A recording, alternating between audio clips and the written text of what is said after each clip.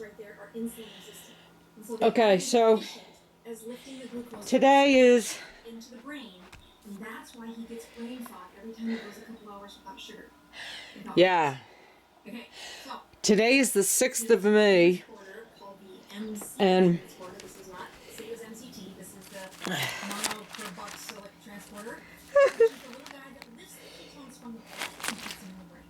And I would contend with my friend, they're all asleep. They don't have any idea what to do with it. this is, So, if you look, our brains isn't it great?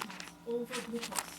And then the subtext is, as long as those ketones are available. Okay. So how This is Dr. Boz on the TV. This study, this is the last one that This in the last study, was as we watch is Korea, glucose metabolism, Vietnam, compare it to ketone metabolism. Now this is Italian, metabolism. Jimmy Hoffa, Blood numbers, it's how Bobby much Kennedy. is using is burning the ketones versus burning the glucose. So think back to those hot images. Banking. Of how many cells in the brain are churning through ketones. And the Prohibition. ketones were, look at that bottom axis. They went from 3 to 4 to 5. As that number of the ketones go up, Jesus, Nietzsche, Heidegger. the use of glucose goes down.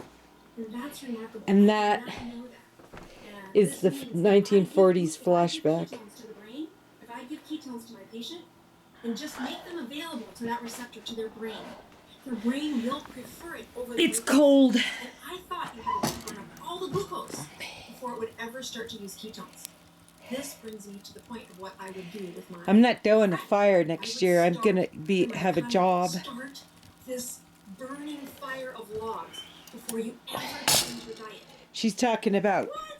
Yes, I want you to ketosis like it's a campfire. fuel in your blood and just let that hang out for like 2 weeks before you even decrease your carbs. Look at this marvelous tomato plant.